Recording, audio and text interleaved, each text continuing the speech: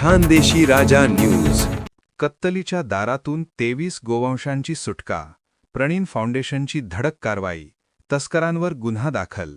गोवंश तस्करी विरोधात पुन्हा एकदा जोरदार कारवाई करत प्रणीन फाउंडेशन महाराष्ट्राच्या गोरक्षकांनी कत्तलीसाठी निर्दयीपणे नेण्यात येणाऱ्या तब्बल 23 गोवंशांची सुटका करत तस्करांचा डाव उधळून लावला आहे.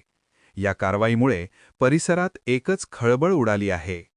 मिळालेल्या गुप्त माहितीनुसार डेडियापाडा येथून साक्री दासारेकडे कत्तलीसाठी गोवंशांची अवैध वाहतूक सुरू असल्याची खबर गोरक्षकांना मिळाली. संस्थापक अध्यक्षा नेहाबेन पटेल यांच्या मार्गदर्शनाखाली तसेच युवा सेना नेते आविष्कार भैया भुसे यांच्या सहकार्याने गोरक्षकांनी तात्काळ सापळा रचला. करण चौफुली ते धुळे चौफुली दरम्यान संशयित आयशर वाहनाचा थरारक पाठलाग करत अखेर धुळे चौफुली येथे वाहन अडवण्यात आले. अडवण्यात आलेल्या MH18BZ3712 क्रमांकाच्या आयशर वाहनाची तपासणी केली असता 23 देशी नसलेल्या गोवंशांना अत्यंत अमानुष पद्धतीने कोंबून कत्तलीसाठी नेले जात असल्याचे उघड झाले. गोरक्षकांनी क्षणाचाही विलंब न लावता कारवाई करत वाहनासह सर्व गोवंश ताब्यात घेतले आणि पुढील कायदेशीर कारवाईसाठी पोलिसांच्या स्वाधीन केले. या धाडसी कारवाईत खुशाल आनंदा भोई, भूषण पाटील, नैतिक कदम, सौरभ पाटील, जयेश पाटील यांच्यासह अनेक गोरक्षकांनी जीवाची पर्वा न करता सहभाग घेतला. त्यांच्या धाडसामुळे मोठा गैरप्रकार उघडकीस आला.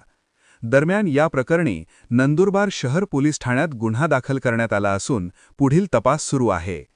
या घटनेनंतर संतप्त नागरिकांनी प्रशासनाकडे गोवंश तस्करीवर कायमस्वरूपी लगाम लावण्याची मागणी जोर धरली आहे. अशा तस्करांवर कठोरात कठोर कारवाई झाली पाहिजे अशी भावना सर्वसामान्यांमध्ये व्यक्त होत आहे. सतर्क गोरक्षक, धाडसी कारवाई आणि तस्करांना थेट आव्हान.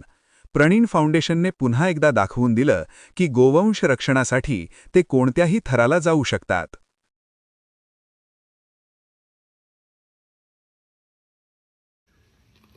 जय श्रीराम, जय गोमाता. आज दिनांक 14/4/2026 रोजी प्रणीन फाउंडेशन संस्थापक अध्यक्ष रणरागिनी नेहाबेन पटेल यांच्या माहितीवरून आज नंदुरबार गोरक्षकांना 25 गोवंश वाचवण्यात यश आले आहे. जय श्रीराम, जय गोमाता. खानदेशी राजा न्यूज नेटवर्क. संपादक कमलेश पाटील, नवापूर.